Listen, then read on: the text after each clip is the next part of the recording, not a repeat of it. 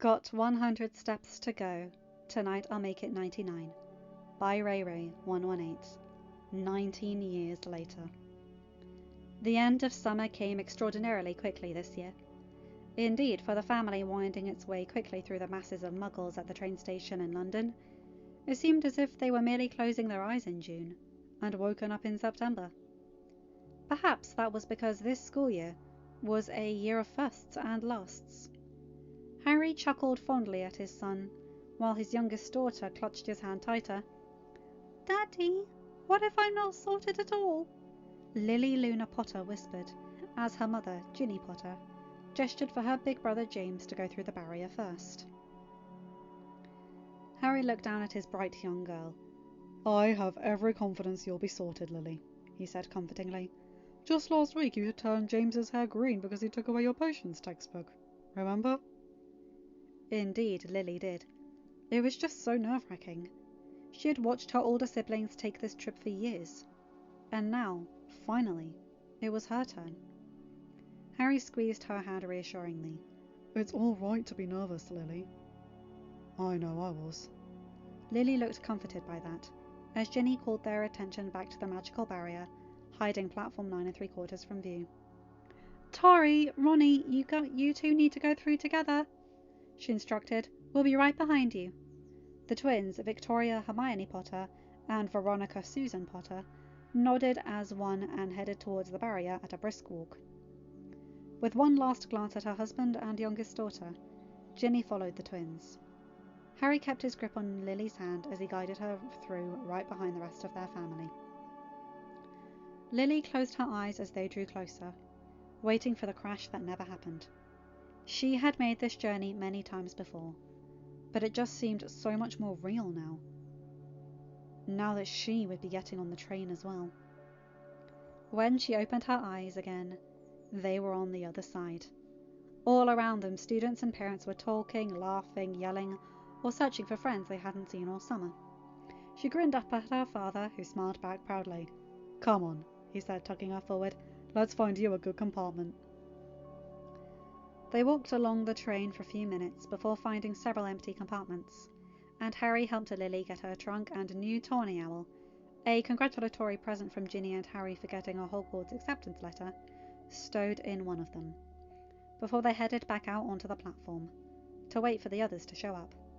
Harry made sure to ward off the block of compartments, knowing that the other kids would all want to sit near each other, and there were quite a few of them. Lily was peering around the platform nervously. "Where are they?" she asked worriedly. "Shouldn't they be here by now?" Ginny smiled comfortingly. "Don't worry, dear. It's still early. They'll be here." "Hey, Mum! Look who we found!" The twins were back, dragging with them Ron and Hermione's children, Duncan and Juliet. Harry and Ginny smiled and greeted their niece and nephew. "You two looking forward to the school year?" Harry asked, glancing behind for their parents, who were making their way in the same direction, albeit at a slower pace. Duncan nodded eagerly. "I can't wait to get back to Earth, Nancy," he said, beaming at his godfather. "And potions! And transfiguration! And—" "We get it. You're a nerd." Juliet glared at him. "I can't wait until Quidditch tryouts." She grinned at her aunt and uncle. Harry shook his head fondly, marvelling at the duo and the qualities they had gotten from their parents. Duncan was purely Hermione, while Juliet had gotten all of Ron's passion for Quidditch. Harry had fully expected Duncan to ask for permission to take on all the electives in his third year, until Hermione had talked him out of it, explaining her own poor decision in that regard. Juliet, going into her second year in September, was much happier on the pitch than in the library. "All right there, Harry? Ginny?" Ron asked as he and Hermione finally caught up to their kids. The Potters nodded agreeably as the kids began talking about the coming year, moving a short distance away from their parents. "I'm surprised you were able to get away this morning," Hermione commented, looking at Harry. "Aren't you quite busy?" Harry shrugged. It was true that his position as head of the DMLE kept him occupied, but he wasn't about to miss seeing James off for the final time, or seeing Lily get on the train for the first time. His life had really been quite action-packed, and he hadn't slowed down since his defeat of Voldemort 19 years earlier. There had been a time where he would have balked at even the thought of continuing to hunt down Death Eaters. But some distance had cleared his head, and he knew that he wanted to continue protecting the wizarding world. His year as a flying instructor, immediately following the war, kept him at Hogwarts and be able to be with Ginny, as well as providing him a chance to unwind and get used to not having a megalomaniac after him.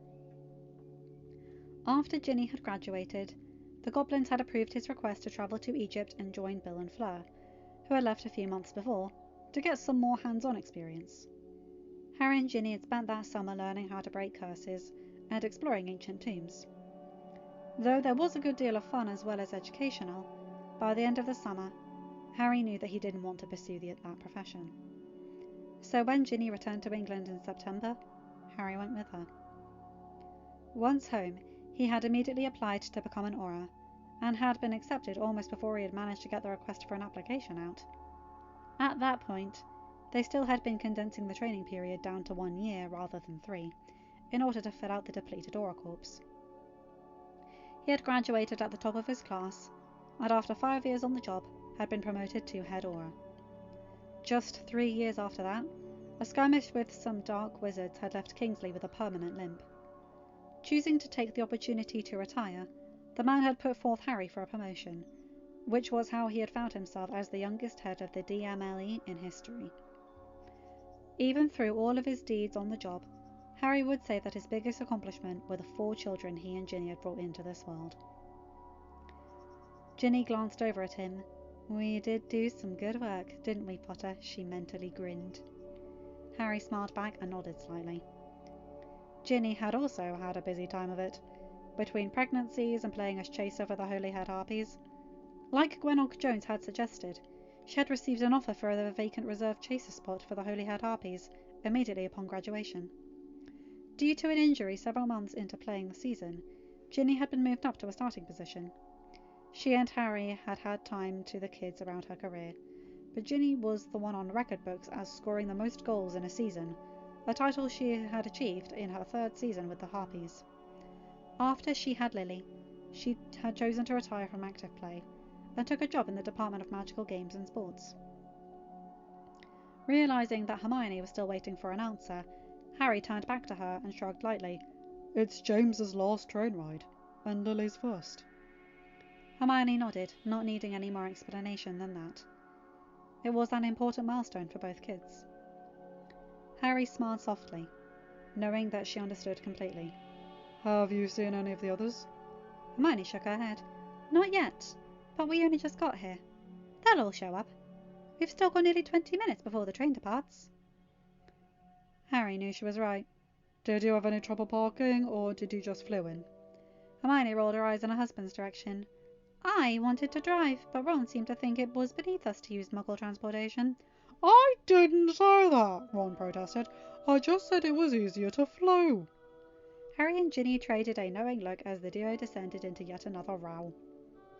One would think that after nearly 16 years of marriage, they would have mellowed slightly, but they still argued like schoolchildren at times.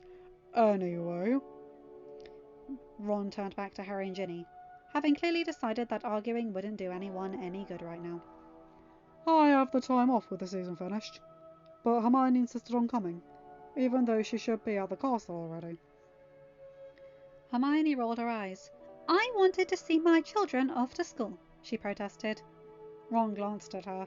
"You're going to see them again in a few hours," he shot back. Harry shook his head, amused. Ron had just returned from a short victory tour with the English national Quidditch team, which had just won the World Cup in Athens a few weeks earlier. Ron had had a very successful career in the sports world. He had held the reserve keeper position for the Appleby Arrows for 1 year, before being moved up to the starting keeper position. He played 3 seasons as starting keeper before the coach retired and offered Ron the job. Over the 7 seasons he had coached the Arrows, they had won 6. He had then moved on to the Chudley Cannons, a surprising move to many, as he had been a successful team for years, only to step down and coach a team that hadn't won a season in over 2 decades. But he had proved his worth without a doubt, and had led the Cannons to 3 consecutive victorious seasons. 5 years ago, he had been offered the coaching position for the English national team, a job he had jumped on immediately, and had led the team to 4th place overall in the league for 2 years ago, 3rd place last year, and rounded it off by winning the World Cup this year. In between coaching, he also worked with Harry and their other friends in the Wizengamot, trying to bring the wizarding world up to current times, and get rid of many laws that were only holding them back. They had been very successful, and most of the laws that inhibited Muggleborns had been overturned, as had many of the restrictions on many magical creatures, such as vampires, goblins, house elves, and werewolves. Some people had been hesitant, but there was no denying that their world was a much better place, thanks to the changes Harry's generation had brought. Hermione, on the other hand, had chosen to go completely studious.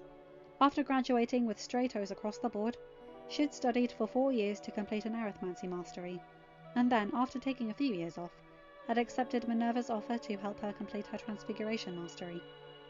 It had taken her 5 years to complete that one, mostly because she had also become a mother to her son, Duncan, and then to Juliet a couple of years later, and couldn't devote 100% of her time to her studies. After the completion of her second mastery, Minerva had offered the upcoming vacant position as arithmancy professor, as Professor Vector was retiring. So, for the last 7 years, she had been teaching arithmancy at Hogwarts.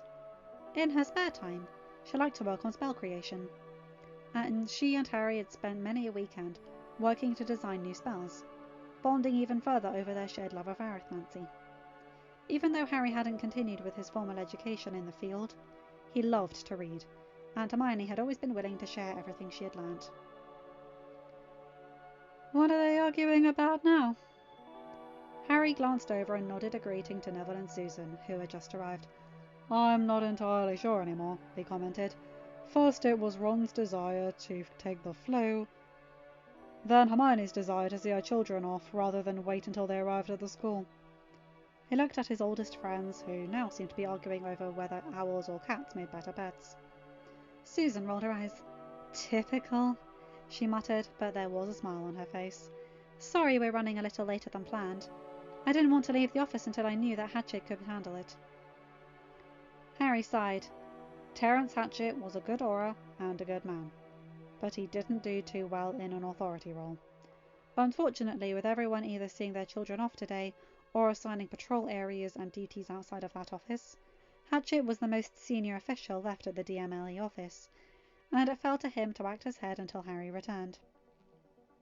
Normally, if Harry was leaving the office for an extended period of time, he would have left Susan as head aura in command, but Susan was also here seeing her children off. Susan nodded knowingly. Yeah, I think he'll be all right, but I'm hoping that nothing too severe happens this morning. Harry shrugged. If something does, I'm sure we'll know soon enough. Susan opened her mouth, but then changed direction. Frankie, I swear, if you put that frog in that girl's pocket, you will be grounded until you are married. Francis, or Frankie, Edgar Longbottom, withdrew his hand immediately and turned back to his mother. I wasn't going to do anything, he claimed innocently, but none of them bought it. Susan growled. I blame Fred and George. Where else could he get his pranking nature from? Harry chuckled but didn't reply. Eliza tugged on her mother's hand. Mum, can I go say hi to Lily? Susan nodded smilingly. Of course, dear. Just be careful. Eliza scampered off towards Lily, and the two girls began whispering and giggling. Susan watched fondly. They grow up so fast. Neville slung an arm around her shoulders. I know. I just wish I could keep her with me, safe from the world. He glanced at his 15-year-old son. Him? I wish I could give to Fred and George, and let them reap the benefits of their actions. Why did they have to turn my son into a prankster? Harry snorted. More likely the three of them would just burn the world down with Weasley's wizarding whiz-bangs. Did we hear someone calling us? The adults turned and greeted Fred and George, as well as their respective wives. In a move that surprised no one, Fred had proposed to Angelina shortly after Harry and Ginny's wedding. Just after that, George had proposed to Alicia Spinnet, and a few months later the two had wed in a rather large and ostentatious double wedding. It constantly amused Harry that the duo had had kids within a few months of each other, and a set of twins each. Honestly though, the twin part wasn't that surprising. Twins seemed to run in the Pruitt line, something Molly had told him when he and Ginny had found out about Ronnie and Tori. It was, however, annoying for Harry and Ginny to have to deal with their eldest son, who had been corrupted at an early age by Fred's Bryce and Braxton, and George's Bridget and Brian. As they were all the same age, they immediately became friends, clicking much the way Harry and Ron had right from the start. Neville rolled his eyes. "We were just bemoaning the fact that you've corrupted my son." Harry snorted. "Bad enough you already got to James. You had to get Frankie too?" Fred and George beamed. "What's life without pranks?" they chorused in unison, before each of them being smacked in the stomach by their wives. "Oof!" Neville sighed. "Do you know how many times I've had to go to Minerva's office to deal with some prank Frankie was involved in? And more often than not, both sets of twins were in on it." Harry shook his head. "I'm glad I'm not there full time," he commented. "It's bad enough to get letters from Minerva about how much like his uncle's James is. I made the mistake of asking which uncle." "What did she say?" Fred asked curiously. Harry glared at him. "All of them. Sirius, Remus, you two, you're all bad influences." "Be thankful it's just letters," Neville advised. As a homology professor, a position he had taken when Pomona had decided to retire 9 years ago, Minerva didn't need to waste time sending him a letter. She just had to summon him to the headmistress's office and tell him in great detail about his son's most recent exploits. "I can hear complaining," Blaise commented as he and Luna joined them. Neville shrugged. "Just idle moaning, nothing to worry about." Blaise snorted and Luna peered over curiously at them. "Have the Humblerdingers got to you?" she asked seriously. Neville shook his head but didn't reply. "Maury, don't wander off," Blaise called out to his 12-year-old daughter as she tried to slip away from her parents. Maristella Cordelia Sabini, or Mari, turned back and pouted. "I was just going to say hi to Jules," she explained, pointing to the large group of kids congregating a short distance away from the adults. Blaise looked at the group and then nodded. "Stay close to them," he ordered. Mari nodded and then ran off. Anahita, or Anna, their eldest daughter, looked at her father. "May I go too?" she asked politely. Blaise smiled. "Of course." Anna grinned and gave her father a hug before she went to join the large group, which absorbed her immediately. Luna continued to hold the hand of their youngest child, Halican, who at 10 years old would have to wait another year before he took the train as well, a fact that had him quite put out. "I tell you, it was quite difficult to get this morning off," Blaise commented idly. "You'd think they'd understand, it being the 1st of September, but for some reason some Mungos doesn't seem to care about that." Blaise had worked hard to become a healer, and had recently become promoted to head healer for the spell damage floor. Luna squeezed his hand reassuringly. "We're all glad you managed it, dear." She gave him a peck on the cheek. Blaise smiled down at his wife, who had had her own issues getting off this morning. Luna was the head of the Investigative Creatures Division of the Department for the Regulation and Control of Magical Creatures, an office that she had helped found after her graduation. With the creation of the division, she spent her days searching for new mystical creatures and proving their existence. Halican stomped his foot. "I want to go," he grumbled. Blaise glanced down at his son. "Hal, if you don't stop whining, you won't be getting dessert for a week. You will go to Hogwarts when you turn 11, just like everyone else." Hal pouted but didn't say anything, knowing that when his father used that tone, it was time to listen. "Tough love," Daphne commented as she joined them, her 12-year-old son Matthew trailing behind her. They all smiled as Matthew took off immediately to join the rest of the kids. "Where's Colin?" Harry asked, kissing her on the cheek in greeting. "Parking the car," Daphne replied, glancing around the platform. Harry nodded. Those two had a very strange relationship, he had to admit. They had dated on and off during their school years, and while Daphne was studying for 5 years to complete her potions mastery. On the day she had received her certification, she had given Colin an ultimatum. Either he asks her to marry him already, or they break up. Unsurprisingly, they had gotten married. Shortly after that, Cyrus had officially claimed Colin as his heir, so that the Greengrass name would continue on. Colin was just happy that his new title didn't mean he'd have to give up his job as a photographer for the Daily Prophet. Daphne looked at Harry. "We passed Remus and Tonks on our way in, so they should be here soon," she snorted. They were busy waiting for Teddy and Sol to snap out of their own little world long enough to realise that the reason for being here is to see their siblings off to school. Harry shook his head fondly. Teddy and Sol, Remus and Tonks, and Bill and Flur's eldest children respectively, had graduated the year before, and had begun dating during their 4th year. The two had been nearly inseparable ever since. Harry was quite surprised that Teddy hadn't popped the question yet. Ginny glanced at her watch. "They'd better hurry," she commented. "The train leaves soon." "Here they are," Ron nodded at the exit to the Muggle side of the station. Remus was practically pulling Teddy along by the forearm. The other teenager's hand was still firmly clasped around his girlfriend's. Tonks was busy escorting their daughters Karina and Quinn in their 6th and 3rd years respectively. Colin slipped in quietly behind the older couple and made his way to Daphne's side, sliding an arm around her waist as he kissed her cheek before greeting the rest of the group. Remus nodded exasperatedly at Harry, while Tonks fussed over their daughters for a few moments, before reluctantly releasing them to join their friends, though not before making sure they greeted their extended family properly.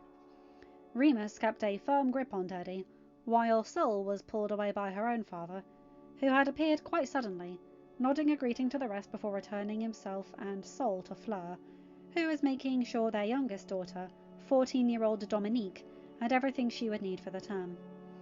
Bill and Fleur had kept their family in Egypt, until just a couple of years before Sol was to begin schooling. Harry had almost expected them to remain and send their children to a wizarding school in Africa or the Middle East, but Bill had assured the whole family that Hogwarts was the only place they had considered when it came to their children's education. Even Fleur had admitted that Beauxbatons wasn't an option, considering their entire family would be attending school in Britain, which was why they requested a transfer back to England when Sol was 8, to give her plenty of time to acclimate herself to the new culture. Though they had visited family for holidays before, she had never actually lived in Britain. When Ben and Fleur had left for Egypt a few months after Ginny and Harry's wedding, Fleur had already been pregnant, not that they had known it at the time. Though the whole family had enjoyed Egypt a great deal, Bill assured everyone that they were in England to stay. Neither he nor Fleur really felt the need to go back to living abroad. Why would they, after all, when the whole family was in Britain? "Everything all right there, Remus?" Harry chuckled. Remus growled in annoyance and glared at his son. "I got enough of dragging you two out of broom cupboards when you were in school. Why can't you keep it to a minimum in public areas?" Teddy just smiled. "Like you and Mum are any better." Remus turned red and didn't seem to have a response, while the rest of the group laughed. Hermione looked at Remus. "I thought you would be staying at the castle this morning," she commented. Remus shrugged. "Minerva said there wasn't much need for the professors to arrive until noon. It gives all of us with kids a chance to see them off, even if we'll be seeing them in a few hours anyway. Tradition and all." Hermione nodded understandingly, smiling at her fellow professor. Remus had been a beloved defense professor for 19 years now, and it was pretty obvious that he was good at it. Looking at him, confident and content, married with 3 children, no one would ever guess that he was a werewolf, even if it was common knowledge by now. Harry's redesigned wolfsbane potion had made the transformation much easier on his mind and body, and he looked like a man his age should, rather than years older. He no longer had to take days off every month to recover, just needing the day of the full moon, before returning to his job immediately after. He made sure all the students were aware of his condition, and even if it was nerve-wracking for him, given the prejudices that the wizarding world had held for so long, the truth was very few people cared. His students thought he was a great teacher, and slowly, Remus was letting go of his own fears that he would be ostracized for something outside of his control. He'd even appeared as a guest speaker in Hagrid's NEWT class a few times, to teach about werewolves. Harry, Hermione and Snape had spent a good deal of time trying to work on a cure for lycanthropy, but after nearly 2 decades, they had yet to find one. Nonetheless, Remus assured them that what they had done for his kind with the wolfsbane potion including setting up a fund to allow all werewolves access to the potion, no matter if they could pay or not, was more than enough. It was their research and efforts that had given Harry and his friends in the Wizengamot the access they needed to push for a reform of werewolf rights. Teddy pouted a little as he kept his gaze on his girlfriend, a short distance away with her family. Sol kept glancing at him as well. She winked in his direction and he grinned, his hair changing from turquoise to pink and back. Remus rolled his eyes at his son and lightly smacked him on the back of his head. James, turning back in to check with the adults, saw the addition of his cousin and grinned, gesturing for him to join them. His own dark hair briefly shifted to Weasley red and Tonks pink, before he settled on turquoise, just like Teddy. Harry sighed. "James, pick a colour and stick to it," he called out. James shrugged and smirked, as Teddy pulled himself out of his father's grasp and went to join the group of kids. Remus and Harry shared an exasperated look. As Sirius had informed them, as soon as both of their kids had shown signs of being metamorph magi, the gene was in the Black family. It was easier to see where Teddy had gotten it from, but it had been a bit of a shock for Harry. As his grandmother had been a Black, though, Sirius told him it was always a possibility. Remus looked around and nodded in greeting at the newest family to appear, as if out of nowhere. Severus didn't join the group, but he did acknowledge their greetings as he passed them with his wife and their daughter Amber, who was going into her 4th year. The union had surprised a lot of people, but as Snape put it, you don't choose who you fall in love with. And everyone could agree that the woman in question, Joanne, ironically a muggle author of fairy tale stories, was good enough for the potions master. Joanne had loved becoming a part of the wizarding world, and had already gotten several ideas for new books. She was completely fascinated by this magical world, and ecstatic when their daughter had showed early signs of being a witch. Harry glanced at his watch now, and looked around the platform. He whistled at the group of kids that had grown exponentially as each of his friends had arrived with their families. They all turned to look at him, and he jerked his head to the train. 5 minutes, he informed them. They all nodded and went over to the adults to collect their belongings and say their goodbye to their parents before getting on the train. Harry and Ginny hugged their children and offered up farewells to their extended family as well. Ginny watched fondly as Lily grasped Harry in a tight embrace. Harry just smiled and rubbed her back comfortingly. "It'll be all right, Lils," he informed her. "You've got your brother and sisters there, and if you need anything at all, Uncle Remus, Aunt Hermione, Uncle Neville, and Grandma Minnie are all there as well." Harry had teased Minerva mercilessly when James had called her Grandma Minnie when he had been just 3 years old. Though Minerva had glared heavily at her adoptive nephew, she secretly loved being called Grandma. The term of endearment had stuck, and all of the Potter kids called the stern headmistress by the familial term. They were the only ones who could get away with calling her Minnie as well. Not that Fred and George hadn't tried. Lily nodded hesitantly and pulled away. "And you won't be mad if I'm not in Gryffindor?" Harry shook his head, squatting down so he was eye level with his daughter. "Lily, I don't care where you get sorted, as long as you're happy. If you have any preferences, though, the sorting hat will take your desire into account." Lily looked at him with wide eyes. "Really?" Harry nodded. "It did for me," he said softly, smiling comfortingly. "Now, go get on that train, or it'll leave without you." Lily giggled, but quickly followed the large group of kids onto the train. Harry stood up and shared a knowing look with his wife as he glanced back at the exit. "They're going to miss the train," he muttered. "You'd think he'd plan ahead enough to actually get here early just once." Ginny chuckled. "You've known the man how long? And you actually think he's capable of being early?" Harry shrugged. "Fair enough." Just 2 minutes before 11, the last family burst through the barrier, walking quickly towards Harry and the rest of the group. "Sorry," Sirius gasped. "I was working on some family business and lost track of time." They nodded in understanding, though a few shook their heads in exasperation, used to the man's tardiness by now. In 7 years, not once had the Black family actually managed to get to the platform more than 5 minutes before the train was to depart. If Harry didn't know any better, He'd say that the Weasley tardiness had shifted over to the Blacks. Amelia rolled her eyes and then hugged Harry. I swear I'm getting too old for this. She muttered, all I want to do is see my daughter off for her last year, and it's like the damn Inquisition! How are you getting there? We need to delegate a guard. You can't leave yet. We're not prepared. I had to threaten to arrest some of them before they just let me leave. Susan chuckled and Harry snorted. I told them you don't need a guard to come to the station, he told them. It didn't make sense, since you're just flowing here and walking 20 yards to the platform. Plus, you've got plenty of auras here already, including the head of the DMLE and the head aura. They're just blowing smoke. In addition to himself, Susan and Tonks, there were at least half a dozen other auras who were seeing their kids off this morning. Amelia nodded. Exactly, but everything is a battle with my undersecretary. It's like she's terrified I'm going to step off a curve and get hit by a bus. Harry had to hold in a laugh. Well, bosses can be very dangerous. I seem to recall an incident before my 3rd year involving some very quick reflexes saving me to becoming one with the pavement. He paused briefly and considered. Though, to be fair, it was really Sirius's fault, showing up like a giant grim and scaring the living daylights out of me. Sirius chuckled while Amelia growled and shoved him lightly, before turning to her daughter and giving her a hug, sniffing loudly. Maya Black patted her mum's back soothingly. It's all right, Mum. I'll always be your little girl.